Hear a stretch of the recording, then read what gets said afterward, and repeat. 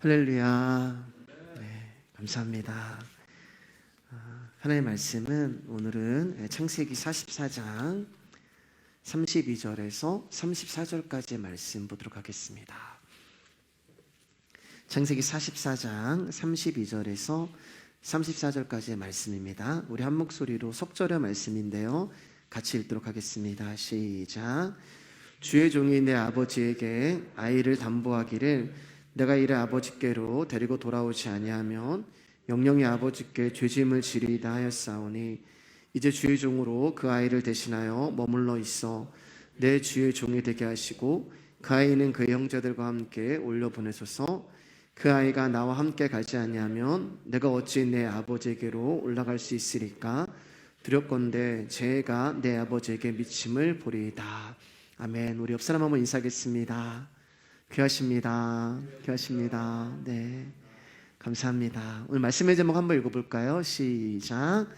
한 것은 당신들이지만 보내신 분은 하나님이십니다.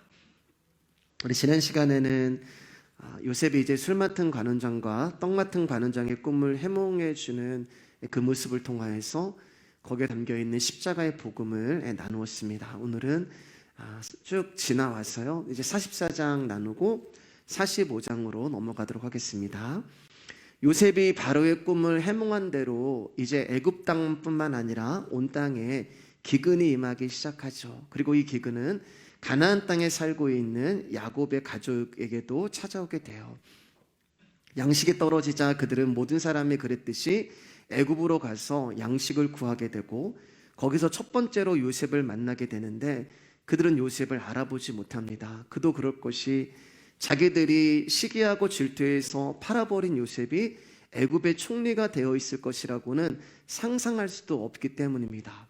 첫 번째 만남에서 요셉은 그의 형들에게 누명을 씌우고 도둑으로 몰아서 시므온을 잡아놓게 돼요. 너희가 만약에 시므온을 구하기 위해서는 가나안 땅에 가서 베냐민이라고 하는 그 아이를 데리고 오면 내가 너희가 도둑이 아니라는 것을 인정해 주겠다. 그리고 이제 양식을 지어서 시므온은 감옥에 가두고 형들은 가나안 땅으로 가요. 근데 여러분, 재밌는 것은 이 형제들이요, 양식이 떨어질 때까지 성경을 보면 시므온 얘기를 하는 사람이 한 명도 없다는 거예요. 지금 자기의 형제가 자기들을 대신해서 감옥에서 옥살이를 하고 있는데 이 형제들이 집에 왔음에도 불구하고 어떻게 하면 시므온을 구할까? 시므온은 잘 있을까라고 걱정하고 생각하는 형제가 한 명도 없이 그냥 그들은 잘 지낸 것처럼 지금 말씀을 보면은 보이고 있다는 말입니다. 여러분, 이게 야곱의 형제들의 모습이고 인간의 죄성을 가진 저와 여러분의 모습이 되는 거예요. 우리는 철저하게 우리의 이해 득실의 관계에 따라서 그 사람을 사랑하기도 하고 그 사람에 대해서 무관심하기도 합니다. 질투하고 시기하기도 하고 사랑하고 관심 갖기도 하고, 그러나 그것은 철저하게 나에게 유익이 되느냐 그렇지 않냐에 따라서 행동하게 되는 거예요. 이게 바로 저와 여러분들의 죄된 모습인데 이러한 우리를 내 몸과 같이 사랑해서 이 땅에 오신 분이 바로 하나님의 아들 예수 그리스도가 되는 것이고, 오늘 그 예수님으로 예표되는 유다의 모습을 통하여서 우리가 그 예수님은 우리를 어떻게 사랑했는지를 볼 수 있을 것입니다. 형들은 그들이 가져간 곡식이 다 떨어질 때까지 감옥에서 고생하고 있는 시므이를 기억하지 못해요. 그리고 이제 양식이 다시 떨어지게 되자 야곱이 너희들이 어찌 이렇게 가만히 있느냐, 다시 애굽으로 가서 곡식을 구해와라 라고 얘기했을 때 아버지, 그러면 베냐민을 데리고 가야 합니다 라고 하는 요셉의 그 요구사항을 이제는 어쩔 수 없이 지킬 수밖에 없는 거죠. 그래서 이제 베냐민을 데리고 다시 두 번째 애굽으로 떠나게 돼요. 그리고 요셉은 그토록 보고 싶었던 베냐민을 이제 보게 되는데 여기서도 요셉은 자신의 정체를 밝히지 않습니다. 그렇기 때문에 형들은 요셉이 누구인지를 알아보지 못해요. 그리고 요셉은 형제들에게 다시금 곡식을 주고 돌려보낼 때 이번에는 베냐민의 자루에 은잔을 숨겨 놓아서 베냐민에게 도둑이라고 하는 누명을 씌우게 됩니다. 이때 유다의 마음이 드러나요. 우리 창세기 44장 17절 말씀 한번 읽을까요? 시작. 요셉이 이르되 내가 결코 그리하지 아니하리라. 잔이 그 손에서 발견된 자만 내 종이 되고 너희는 평안히 너희 아버지께로 도로 올라갈 것이니라. 잔이 베냐민 자루에서 발견이 되어 베냐민이 도둑으로 물리자 유다가 뭐라고 얘기하면은 자신과 형제들이 베냐민과 자신의 형제들이 당신의 종이 되겠습니다. 이렇게 얘기를 한단 말이에요. 그러니까 요셉이 뭐라고 얘기하면 아니다. 잔이 지금 베냐민의 자루에서만 발견이 됐으니까 도둑은 베냐민이기 때문에 베냐민만 옥에 갇히고 나머지는 돌아가라. 그런데 여러분 여기 보면 요셉이 뭐라고 얘기하면은 너희는 평안히 너희 아버지께로 돌아가라. 이렇게 이야기를 해요. 야곱이 가장 사랑했던 아들이 요셉이었습니다. 그런데 13년 전에 야곱은 그 사랑하는 아들을 잃었어요. 요셉을 잃은 아픔과 상처를 그나마 조금이나마 견딜 수 있었던 것은 바로 요셉의 동생 베냐민 때문이었어요. 그런데 그 어린 막내 동생이 홀로 이방 땅에 붙들려 감옥에 갇히고 종살이를 한다는 것을 아버지가 알게 되면 아버지의 마음이 어떻겠어요? 그러니까 결코 평안히 돌아갈 수 있는 그 길이 아니란 말입니다. 근데 요셉은 뭐라고 얘기하냐면은 평안히 너희 아버지께로 돌아가라. 형들로서는 도저히 할 수 없는 상황이 된 것입니다. 그리고 요셉도 그것을 알고 있었어요. 그러면 왜 그것을 알고 있는 요셉은 베냐민만 종이 되고 형들은 평안히 아버지께로 돌아가라고 이야기했을까요? 여러분 이 말을 한마디로 이야기하면 이런 뜻이 되는 거예요. 너희는 본래 그런 사람들이지 않니? 그 뜻이 되는 거예요. 너희는 원래 그런 사람이잖아. 13년 전에 나를 상인에게 팔아버린 후에 너희들은 나의 죽음을 가지고 짐승에게 먹겠다고 아버지에게 거짓말하는 그런 자들이잖아. 형들은 원래 그런 사람들이잖아요. 동생이 구덩이에 갇히고 죽었는지 살았는지도 모르고 애굽 상인에게 팔려서 노예로 갔음에도 불구하고 형들은 아무렇지도 않게 아버지께로 평안히 돌아가서 요셉이 죽었습니다라고 이야기하는 그런 분들이잖아요. 그 이야기가 여기에 담겨 있는 거예요. 그러니까 여러분, 만약에 형들이 지금 요셉의 이 말을 듣고 베냐민을 남겨둔 채 평안히 돌아가면은 그 형들은 13년 전이나 지금이나 조금도 변한 것이 없다는 의미가 되는 것입니다. 그래서 요셉이 지금 13년 전의 형들인지 아니면 그렇지 않은 형들인지를 시험하고 있는 거예요. 이러한 요셉의 시험에 유다가 탄원을 하는 말씀이 이제 18절 말씀에서 44장 34절까지 쭉 기록되어 있는데 그 탄원을 우리가 쭉 보게 되면은 단지 베냐민을 살려달라고 하는 그런 호소가 아니라 유다가 어떻게 요셉에게 부탁을 하냐면 베냐민을 잃은 아버지의 슬픔을 내세워서 요셉에게 탄원을 하고 있어요. 그리고 그 중에서 30절에서 31절 말씀 한번 볼게요. 시작.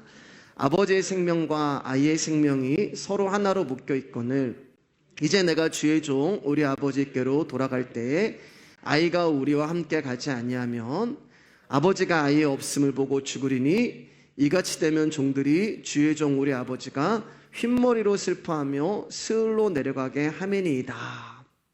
지금 유다가 요셉에게 탄원을 하고 있는데 야곱의 아픔을 내세워서 요셉에게 호소를 하고 있는 거예요. 즉 이 말은 베냐민이 이 야곱에게 어떤 존재인지를 이야기를 합니다. 뭐라고 얘기해요? 아버지의 생명과 아이의 생명이 하나로 묶여 있다. 이렇게 30절 말씀 가운데서 이야기를 하고 있잖아요. 그러니까 이 말은 베냐민이 돌아가지 못하면 우리 아버지는 더 이상 살아계시지 못하고 죽을 것입니다. 그렇다면 자신들이 아버지를 슬프게 하고 죽게 한 자가 되는 것입니다 라고 요셉에게 호소를 합니다. 형들이 변했죠. 요셉을 버릴 때는 자신들보다 요셉이 더 사랑받는 것만 생각하고 시기했어요. 그래서 요셉을 사랑하고 요셉으로 기뻐하는 아버지의 마음보다는 아버지가 자신들보다 더 사랑하는 요셉에 대하여 미움과 시기가 가득했어요. 그래서 형들은 아버지의 마음에 전혀 관심이 없었고 아버지의 아픔에도 전혀 관심이 없었어요. 그런데 13년이 지난 지금 형들이 달라져 있습니다. 유다는 베냐민이 돌아가지 않았을 때 야곱의 마음이 얼마나 아프고 힘들고 슬플까만 생각을 하는 거예요. 그래서 뭐라고 얘기하면은 자기가 남아서 종이 되겠습니다. 그러니까 베냐민과 다른 형제들은 다 돌려보내주십시오라고 탄원하는 거예요. 여러분, 유다가 어떻게 이렇게 요셉에게 호소를 하고 탄원을 할 수 있었을까요? 그것은 야곱의 마음이 어떠한 마음인지를 알았기 때문에 그래요. 아버지의 마음을 알모로 해서 베냐민 대신 나라는 자기 부인과 희생이 나오고 있는 거예요. 그럼 여러분, 우리가 여기서 알 수 있는 성경에서 말하는 희생의 의미가, 희생의 정의가 무엇인지 알겠죠? 여러분, 성경에서 말하는 희생이라는 것은 아버지의 마음을 아는 것입니다. 성경에서 말하는 희생은 아버지의 아픔을 아는 거예요. 그래서 예수 그리스도가 우리를 사랑하시고 십자가에서 희생하신 이유는 우리를 향한 하나님 아버지의 마음을 유다 되시는 예수 그리스도가 아셨기 때문에 기꺼이 그 마음에 복종하고 순종하심으로 십자가의 죽으심으로 저와 여러분들을 살리시고 구원한 거예요. 그러니까 희생이라는 것은 자신의 의지로 다른 누군가를 위해 손해보는 차원이 아니라 아버지의 마음을 알고 아버지의 뜻을 알아서 자신의 삶의 목표와 방향으로 삼고 살아가는 것이 진정한 희생이 되는 거예요. 그러면 어떻게 유다가 이런 희생을 보일 수가 있었을까? 어떻게 유다는 이 희생의 의미를 알았을까? 저는 그 답을 우리가 이제 말씀을 봤지만 유다와 다말에 관한 그 이야기에서 찾고 싶습니다. 다말에 관한 이야기는 유다의 며느리인 다말이 창녀로 변장하여 유다와 동침한 일이 주 내용이에요. 우리가 오랜 시간 이 부분에 대해서 말씀을 나눴잖아요. 다말이 창녀가 된 것은 유다 때문이에요. 두 아들이 죽고 또 이제 남은 아들이 셀라가 이제 다말과 동침을 해야 되는데 이 다말이 막내 아들까지 죽일 것을 염려한 그 유다의 이기심이 다말을 창녀로 만들어 버린 것입니다. 다말이 창녀가 된 이유가 뭐라고 말씀드렸어요? 유다의 씨를 받기 위해서, 유다의 가문을 잇기 위해서 다말이 창녀가 되어서 시아버지와 동침하는 그 수치스러운 자리까지 내려가게 된 거란 말입니다. 그 다말이 바로 예수 그리스도의 십자가라고 말씀드렸잖아요. 수치스러운 자리까지 가서 그 씨를 우리 가운데 주시기 위하여 예수 그리스도가 이렇게 죽으신 거란 말입니다. 그러니까 결국 유다로 인하여서 다말은 시아버지와 동침하는 창녀와 같은 여인으로 스스로를 희생한 거예요.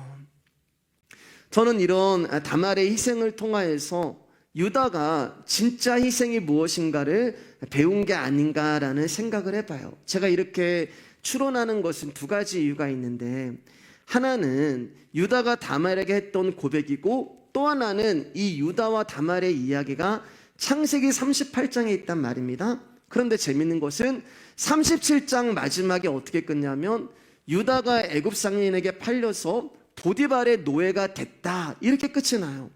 그러면 38장으로 넘어가면은 요셉이 노예로 팔려서 보디발의 종이 되었다라고 나오는데, 그러면 37장에서 38장으로 넘어가면은 요셉의 노예의 생활에 대한 얘기가 쭉 나와야 되는데, 거기에 갑자기 유다와 다말의 이야기가 나오고 요셉에 대한 이야기는 39장에서 시작을 한단 말이에요. 그러니까 성경은 오늘 지금 44장에서 보고 있는 이 유다의 희생을 가르치기 위해서 그 유다와 다말의 이야기를 37장과 39장 사이에 집어넣은 것이 아닌가라는 생각을 첫 번째 하는 것이고, 두 번째는 유다의 고백에서 그 답을 찾아보는 거예요. 우리 한번 볼게요. 창세기 38장 25절에서 26절입니다. 시작. 여인이 끌려 나갈 때 사람을 보내어 시아버지에게 이르되 이 물건 임자로 말미암아 임신하였나이다. 청하건대 보소서 이 도장과 그 끈과 지팡이가 누구의 것이니까인지라. 유다가 그것들을 알아보고 이르되 그는 나보다 옳도다. 내가 그를 내 아들 셀라에게 주지 아니하였음이로다 하고 다시는 그를 가까이 하지 아니하였더라. 그는 나보다 옳도다. 그 말은 뭐냐면은 유다가 창녀가 되고 다말이 창녀가 되고 다말의 희생으로 자신이 구원을 받은 것을 인정하는 거예요. 자신의 죄로 말미암아 창녀가 되어서 희생하고 아픔을 겪게 된 그 다말의 모습을 통하여서 유다가 진정한 희생이 무엇인지를 알게 된 것이고, 그리고 그 모습은 오늘 그대로 사람만 바뀌었을 뿐이지 요셉 앞에서 자신을 희생하는, 베냐민을 대신해서 내가 종이 되겠다고 하는 유다의 모습으로 드러나고 있는 거예요. 그리고 이처럼 자기를 부인하고 희생이 무엇인지 알게 된 유다가 결국에는 야곱의 아들들에서 중심에 서게 됩니다. 창세기 49장 8절입니다. 시작. 유다야 너는 내 형제의 찬송이 될지라. 내 손이 내 원수의 목을 잡을 것이요 내 아버지의 아들들이 내 앞에 절하리로다. 지금 요셉에게 절을 해야 되는데 성경은 뭐라고 이야기하면은 형제들이 유다 앞에 절할 것이다. 그러니까 결국 야곱의 예언이 이루어진 사람도 유다고, 요셉의 그 가운데 볏집단의 그 꿈이 이루어진 존재도 유다가 되는 거예요. 그 유다가 누구예요? 유다 지파로 오신 예수 그리스도를 말씀하는 것입니다. 즉 아버지의 마음을 알고 우리를 위하여 십자가에 희생하신 예수님에게 야곱의 예언도 요셉의 꿈도 이루어지는 거예요. 그래서 결국에는 저와 여러분들을 예수 그리스도로, 작은 예수 그리스도로 만들어서 이 말씀이 우리 가운데도 응하게 하는 일을 하나님이 오늘도 하고 계시는 것입니다. 그렇게 이제 44장이 끝났고요. 45장으로 넘어가요. 우리 1절에서 3절입니다. 시작. 요셉이 시종하는 자들 앞에서 그 정을 억제하지 못하여 소리질러 모든 사람을 자기에게서 물러가라 하고 그 형제들에게 자기를 알리니 그때 그와 함께한 다른 사람이 없었더라. 요셉이 큰 소리로 우니 애굽 사람에게 들리며 바로의 궁중에 들리더라. 요셉이 그 형들에게 이르되 나는 요셉이라. 내 아버지께서 아직 살아계시니까 형들이 그 앞에서 놀라서 대답하지 못하더라. 이제 요셉이 시종하는 사람들을 물리고 이제 형들이 예전의 형들이 아니라 베냐민을 향하여 희생하는 그 모습을 보고 자신의 정체를 밝혀요. 그때 이제 요셉이 엉엉 울은 것이 방송되고 했다고 기록하고 있는데, 얼마나 크게 울었으면은 애굽 사람과 바로의 궁정에까지 그의 울음소리가 들려버렸다라고 성경은 이야기를 합니다. 그러니까 요셉의 정체를 알게 된 형제들은 반가움보다는 놀라움이 앞섰어요. 왜요, 여러분? 자신들이 요셉에게 한 행동이 있기 때문에 그렇습니다. 자신들이 요셉에게 한 일이 생각이 났기 때문에 그래요. 여러분, 이들이 얼마나 놀랐는지 3절 말씀을 보면은 요셉이 아버지께서 아직 살아계십니까? 이렇게 물어봐요. 근데 형들이 대답을 하지 못해요. 그 앞에서 놀라서. 여러분, 이 상황을 생각해 보면은 자신들이 시기하고 미워해서 구덩이에 팔아서 이스마엘 상인들에게 팔아버린 요셉이 지금 자신들의 목숨을 죽일 수도 있는 막강한 권세를 가지고 있는 총리로 자기 앞에 서 있다는 것을 믿지 못하는 거예요. 그래서 어안이 벙벙하고 놀라 서 있는 형들 가운데 요셉이 말을 건네는 것이 바로 4절 5절이에요. 이제 가까이 오라라고 얘기하면서 이렇게 이야기하는데, 우리 8절까지 한번 읽어볼게요. 시작. 요셉이 형들에게 이르되 내게로 가까이 오소서. 그들이 가까이 가니 이르되 나는 당신들의 아우 요셉이니 당신들이 애굽의 판자라. 당신들이 나를 이곳에 팔았다고 해서 근심하지 마소서. 한탄하지 마소서. 하나님이 생명을 구원하시려고 나를 당신들보다 먼저 보내셨나이다. 이 땅에 2년 동안의 흉년이 들었으나 아직 5년은 밭갈이도 못하고 추수도 못할지라.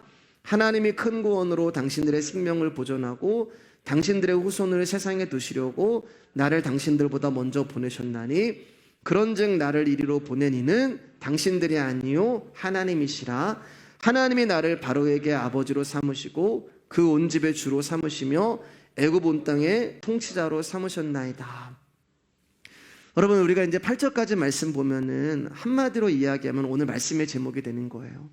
판 것은 형들이 팔았지만 보내신 분은 하나님이세요. 이야기가 되는 거예요.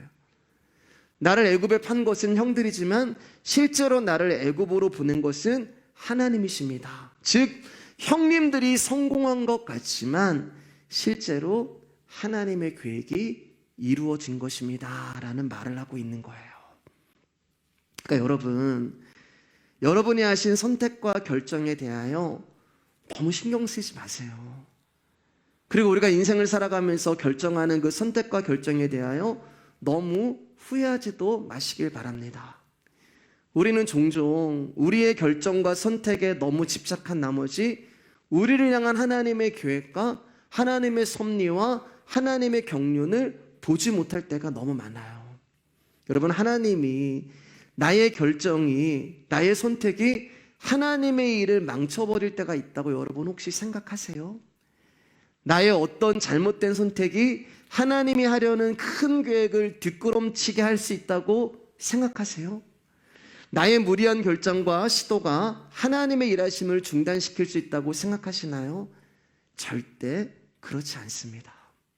그분은 당신의 뜻과 계획을 우리를 통해서 행하시고 이루어가시는 분이시지 우리의 선택과 결정으로 인하여 당신의 섭리와 경륜을 취소하시거나 포기하시는 분이 아니라는 거예요. 그래서 요셉이 형들에게 이렇게 고백을 하는 거예요. 당신들이 나를 이리로 팔았다고 해서 근심하지 마소서, 한탄하지 마소서. 하나님이 생명을 구원하시려고 나를 당신들보다 먼저 보내셨나이다. 나를 이곳으로 보내신 분은 당신들이 아니요 하나님입니다. 이렇게 고백을 하는 거예요. 그러니까 모든 것이 하나님의 뜻대로, 하나님의 계획대로, 하나님의 섭리대로 이루어지는 거예요. 그러면 여기서 우리가 이제 한 가지 의문점이 드는 거예요. 그러면 요셉을 애굽에 먼저 보내시기 위해서 하나님이 하신 일이라면, 아니 왜 그렇게 보내셔? 그러면 요셉을 애굽에 보내기 위해서 하나님이 하신 일이라면은 형들이 요셉을 구덩이에 가두고 이스마엘 상인 가운데 팔아먹고 아버지에게 거짓말했다는 것이 정당하다는 건가? 우리가 여기에 만약에 정당하다고 생각하면 가룟 유다는 잘못이 없는 거예요. 왜냐하면 예수 그리스도가 이 땅에 오셔서 십자가에 죽으셔야만 되는데 가룟 유다가 예수님을 팔았기 때문에 예수님이 십자가를 지신 거잖아요. 그러면은 오히려 우리가 가룟 유다에게 고마워야 하는 거 아니냐, 이런 생각을 갖게 되는 거예요. 그럼 여러분 여기에 대해서 어떻게 생각하세요? 성경을 보면서 의문점이 있잖아요. 야곱의 아들들이 요셉을 상인에게 팔아버린 것은 악이에요. 비록 요셉을 죽이지는 않았지만 가인이 아벨을 시기하여 죽여버린 것과 같은 본질적으로 똑같은 악이 되는 것입니다. 그리고 이러한 악은 어떠한 명목으로도 정당화될 수가 없는 거예요. 그러면 요셉이 지금 당신들은 근심하지 마세요, 한탄하지 마세요, 하나님이 나를 당신들보다 앞서 이곳에 보내셨습니다 라고 하는 요셉의 이 말을 어떻게 우리가 이해해야 할까? 여러분의 이해를 돕기 위해서 우리 출애굽기 잠깐 보도록 하겠습니다. 출애굽기 보면은 바로 왕이 나와요. 모세와 대립을 할 때 하나님이 바로의 마음을 완강하게 하셨다. 옛날 성경에는 이제 강팍하게 하셨다라는 말이 있잖아요. 저는 어린 시절 굉장히 이게 의문이었어요. 성경을 보면서. 아니 왜 하나님이 바로의 마음을 강팍하게 하신 거지? 강팍하게 하지만 않으셨으면 10가지 재앙까지 가지도 않았을 것이고 그렇게 처참하고 잔인한 환경과 상황을 만들지도 않았을 것이고 하나님이 바로의 마음을 강팍하게만 안 하셨으면 바로가 회개할 수 있었는데 회개하려고 하는 바로의 마음을, 돌이키려고 하는 바로의 마음을 하나님이 강팍하게 하셨기 때문에 바로가 저렇게 된 건가?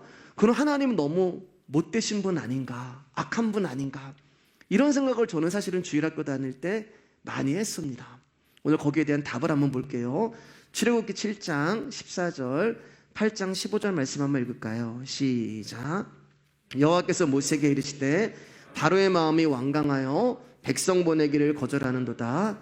그러나 바로가 숨을 쉴 수 있게 됨을 보았을 때 그의 마음을 완강하게 하여 그들의 말을 듣지 아니하였으니 여호와께서 말씀하신 것과 같더라.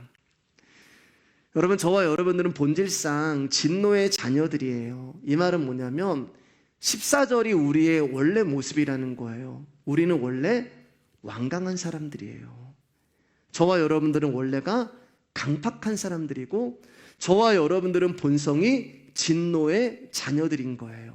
그러니까 하나님이 바로의 마음을 강팍하게 하신 것이 아니라 우리는 14절의 말씀처럼 우리는 원래 완강하고 강팍한 자들이었는데 하나님이 당신의 일과 계획을 이루시기 위해서 그 완강한 바로의 마음과 강팍한 마음을 쓰신 것 뿐이에요. 여러분, 이해가 조금 되시나요? 하나님은 당신의 뜻과 계획과 섭리를 이루시는데 때로는 우리의 죄와 때로는 우리의 악함마저도 다스리시고 그것을 이용하셔서 하나님의 뜻을 이루신다는 것입니다. 즉 우리가 아무리 악과 죄로 인하여서 난리 부르스를 치며 하나님의 계획을 막고 하나님의 일을 방해한다 하더라도 하나님은 우리의 죄와 악을 다스려서라도 당신의 계획과 뜻을 이루어내시는 분이라는 거예요. 그럼 우리 다시 한번 이제 이것을 이렇게 한번 생각해 볼게요. 잘 생각 들어보세요. 우리의 악과 죄는 하나님의 언약이 이루어지지 않게 하려고 요셉을 구덩이에 던졌고 하나님의 뜻이 이루어지지 않게 하기 위하여 요셉을 이스마엘 상인 가운데 팔고 노예로 가게 하고 감옥으로 보낸 것인데 하나님은 우리의 죄와 악에게 지지 아니하시고 그것들을 다스리셔서 당신의 뜻을 이루어 내신다는 것입니다. 사탄은 어떻게 해서든 예수님을 십자가에 우리를 구원하지 못하게 하기 위하여 십자가에서 예수 그리스도를 죽인 거란 말이에요. 그런데 하나님은 그 십자가에 죽으신 예수 그리스도를 다시 살리셔서 하나님이 우리 가운데 하시고자 하시는 당신의 뜻을 이루어 가시는 거예요. 이게 하나님이 우리의 죄와 악함까지도 다스리시면서 당신의 뜻을 이루어 가시는 하나님의 열심과 의지가 되는 것입니다. 그럼 여러분, 우리가 이제 이렇게 고백할 수 있는 거죠. 그래서 요셉이 그날 아침에 도시락을 가지고 형들을 찾아가게 하신 것도 하나님이 하신 것이고 어떤 사람들을 만나서 형들이 있는 곳으로 가게 하신 것도 하나님이 하신 것이고 형들이 요셉을 구덩이에 넣은 것도 하나님이 하신 것이고 요셉이 이스마엘 상인들 가운데 팔린 것도 하나님이 하신 것이고 요셉이 하고 많은 애굽의 사람들 가운데 보디발의 노예가 된 것도 하나님이 하신 거예요. 반드시 보디발의 노예가 되어야 해요. 다른 사람의 노예가 되면 안 돼요. 이 부분 좀 이따 말씀드릴게요. 그리고 그가 감옥에 간 것도 하나님이 하신 거예요. 여러분, 정말 요셉이 꿈 해몽 하나 했다고 총리가 된 걸까요? 여러분이 바로 왕이라면은 어떤 이방인, 죄인, 아무것도 볼품없는 어떤 소년이, 청년이 와가지고 꿈 하나, 자기가 꿈꾼 그 해몽 하나 잘했다고, 너 오늘 또 총리해. 여러분, 정말 이런 일이 일어날까? 우리는 요셉이 꿈을 해몽했기 때문에 총리가 됐다, 이렇게 단순하게 얘기하는데 정치는 왕 혼자 하는 거 아니잖아요. 아무리 바로왕이 요셉을 마음에 두었다 하더라도 옆에 있는 신하들과 다른 사람들이 바로왕이요, 정신 차리십시오. 저 이방인이 어떻게 이 애굽을 다스리는 총리의 자리에 앉을 수 있습니까? 아무것도 아닙니다. 끝이 나는 거예요. 그런데 어떻게 그가 총리가 될 수 있었을까? 제가 그래서 요셉이 반드시 보디발의 집에 노예로 가야 하고 감옥에 가야 하는 것이라고 말씀을 드린 거예요. 거기에 하나님의 비밀이 있고 거기에는 저와 여러분들이 생각할 수도 범접할 수도 없는 하나님의 지혜와 섭리가 있는 것입니다. 우리 창세기 39장 20절 40장 3절 말씀 읽겠습니다. 시작. 이에 요셉이 주인이 그를 잡아오게 가두니 그 옥은 왕의 죄수를 가두는 곳이었더라. 요셉이 옥에 갇혔으나 그들을 친위대장의 집안에 있는 옥에 가두니 곧 요셉이 갇힌 곳이라. 자, 요셉이 갇혀 있는 곳이 어디냐면은 왕의 제수를 가두는 곳이에요. 일반 감옥이 아니라 왕의 측근들만 올 수 있는 그런 좀 어떤 고급 감옥이란 말이에요. 자, 그런데 이 감옥이 어딨냐면은 보디발의 집안에 있는 거예요. 친위대장의 집안에 있는 옥에 가두니, 그 옥이 보디발의 집에 있는 것입니다. 정확히는 모르지만 요셉은 최하 3년 이상 감옥에 있었어요.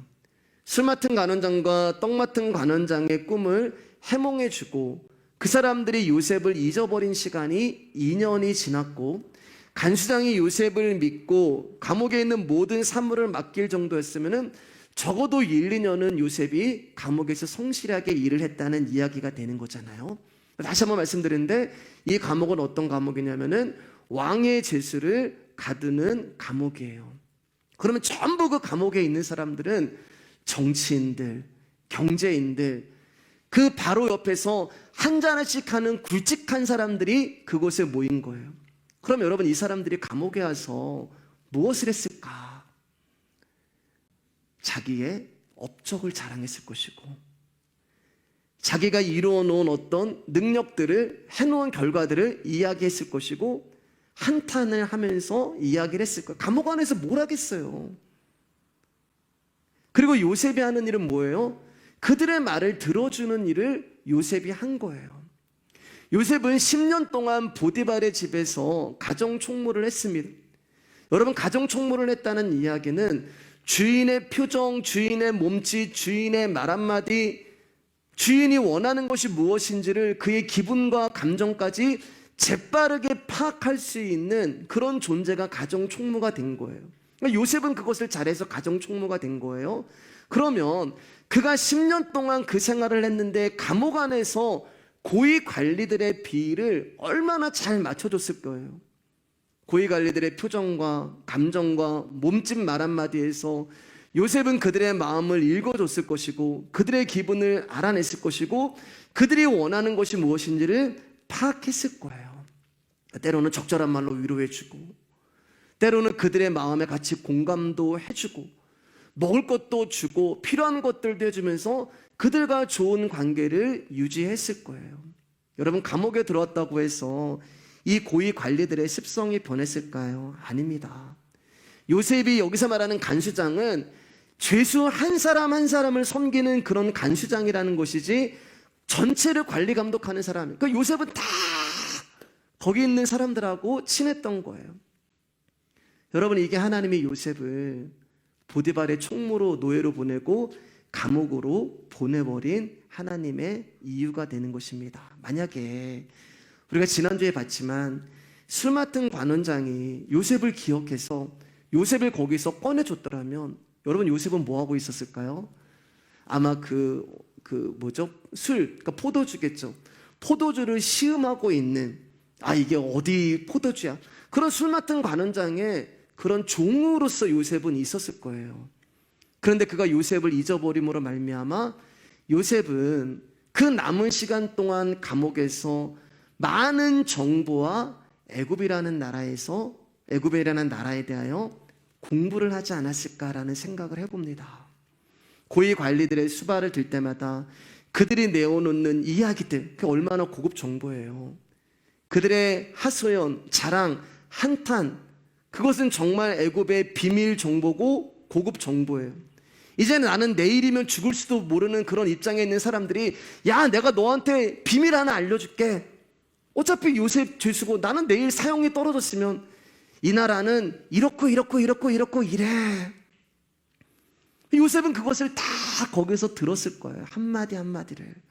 왜 이 사람이 감옥에 왔고, 왜 이 사람은 여기서 실패를 했고, 어떻게 하면 실패를 하지 않을 것이고, 예를 들면은 국방부 장관이 딱 왔다, 예를 들어서. 그러면은 애굽에 있는 그 모든 비밀을 요셉이 다 듣게 될 수가 있는 거잖아요. 남방 상황은 어떻고 동방 상황은 어떻고, 이집트의 군대는 몇 명이 있고, 뭐 무기는 뭐가 있고, 지금 어디가 좀 약하고.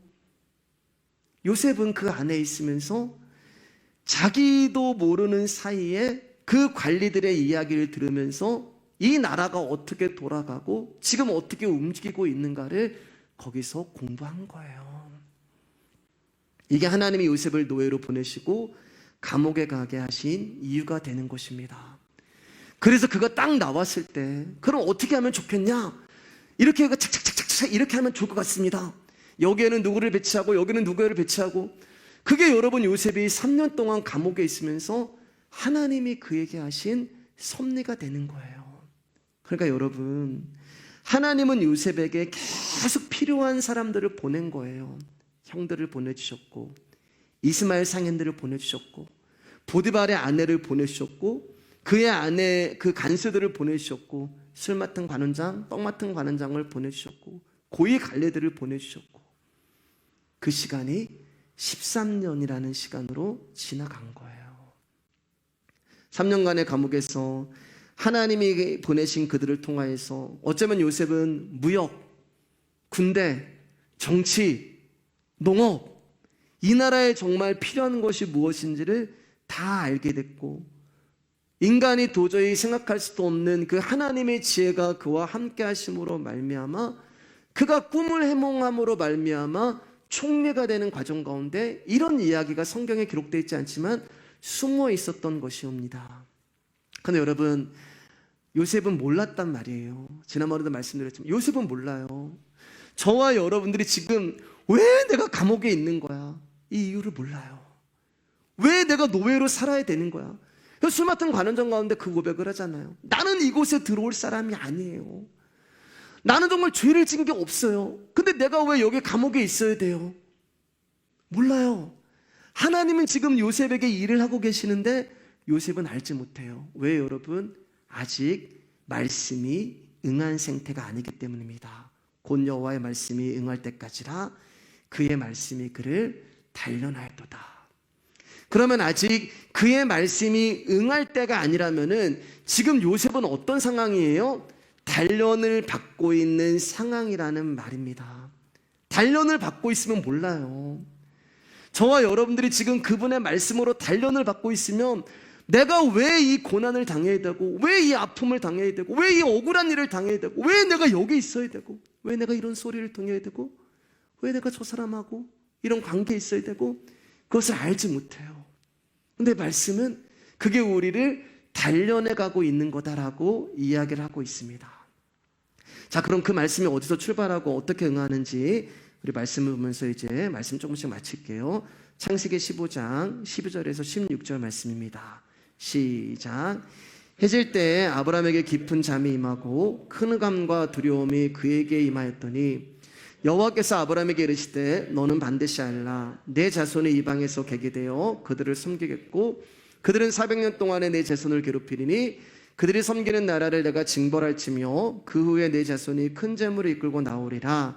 너는 장수하다가 평안히 조상에게 돌아갈 장사가 될 것이요 내 자손은 사대 만에 이 땅으로 돌아오리니 이는 아모리 족속의 죄악이 아직 가득 차지 아니함이라 하시더니 하나님은 이미 요셉의 증조 할아버지인 아브라함 가운데 이 말씀을 주신 거예요. 애굽으로 가서 400년 동안 종살이를 하게 하시고 4대 만에 가나안 땅으로 돌아오는 것이 하나님의 계획이고 하나님의 섭리였고, 그 일을 위해서 요셉이 먼저 종의 신분으로 애굽에 가게 된 것이고, 기근이 일어나도록 허락하셔서 요셉의 형들이 오늘 애굽으로 오게 된 것입니다. 모든 것이 하나님의 계획 속에서 이루어지는 거예요.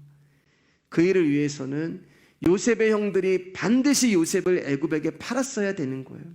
감독이 누구예요, 여러분? 하나님이시란 말이에요. 하나님의 연출에 의해서 하나님의 언약이라고 하는 성취가 지금 하나의 영화로, 하나의 드라마로 착착착착 진행이 되고 있는 거예요.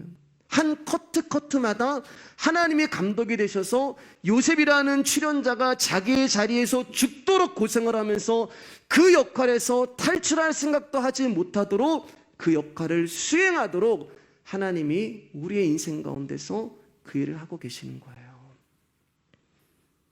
자기의 목숨을 내어주기까지 묵묵히 순종하신 예수 그리스도 역시, 그래서 나는 내 아버지의 뜻대로 아버지의 뜻대로 저와 여러분의 인생이 이루어가고 있는 거예요. 그게 우리의 우리를 단련하는 것이고 그 말씀이 우리를 응하게 하시는 것입니다. 자, 창세기 50장 20절 말씀입니다. 시작. 당신들은 나를 헤아려 했으나 하나님은 그것을 선으로 바꾸사 오늘과 같이 많은 백성의 생명을 구원하게 하시려 하셨나니. 그러나 이게 하루아침에 되는 게 아니라고 말씀드렸잖아요. 내가 말씀을 깨달았어요. 그렇다고 해서 여러분들이 하루아침에 변하시던가요? 내가 하나님의 말씀을 깨달았어요. 그렇다고 해서 그 깨달음이 나를 정말 하루아침에 다른 사람으로 바뀌던가? 여전히 안 바뀌어요. 아, 내가 이러지 말아야지 라고 하면서 집에 가서 맨날 후회하는 게 내 입을 치면서 내가 이러지 말아야지 아침에도 다짐했는데 왜 내가 또 그런 실수를 했을까? 이게 우리의 모습이란 말입니다. 그래서 당신들은 나를 헤아려 하였으나에서 여기 하나님으로 넘어오는 여기 우리가 보면은 여기 이제 콤마 하나잖아요. 당신들은 나를 헤아려 하였으나 이 당신들에서 하나님으로 넘어오는 과정에 13년이라고 하는 고난과 기근이 있었다는 거예요. 하루아침에 되는 게 아니에요, 여러분. 그게 말씀이 우리를 단련하는 시간이 되는 것입니다.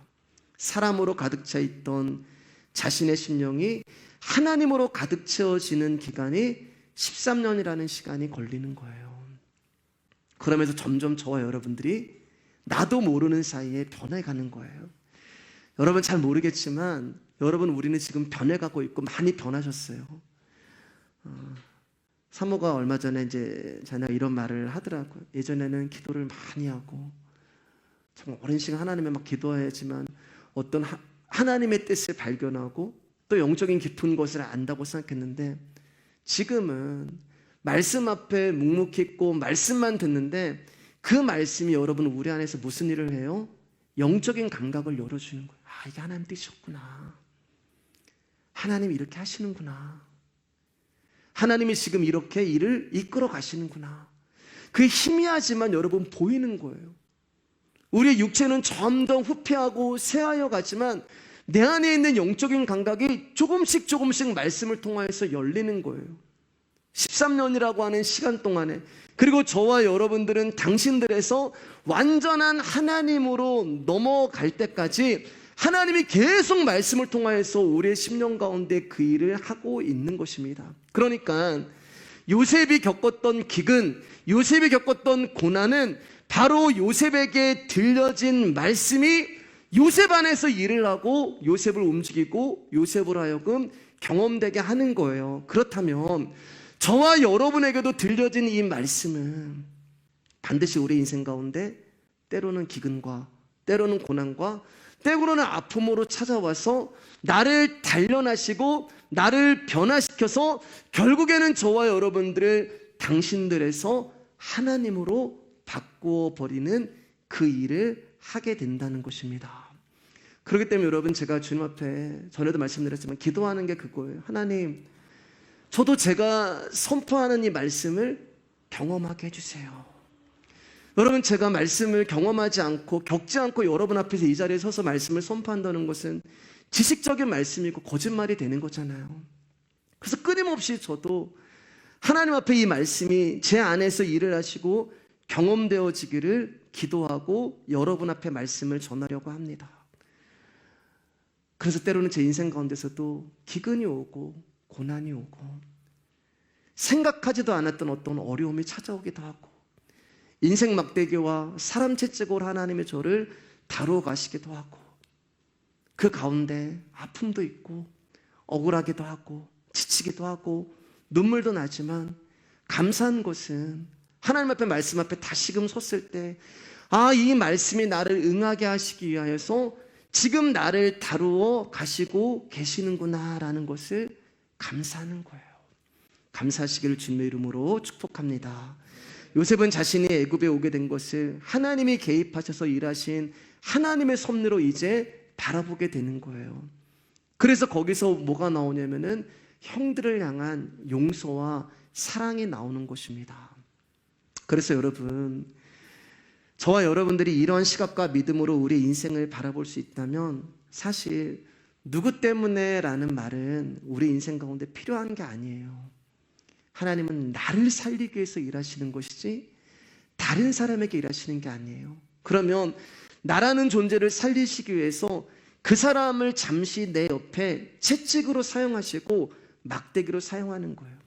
그래서 제가 지난 시간에 여러분하고 저 자리에 모여서 교제하면서 그렇게 말씀드렸잖아요.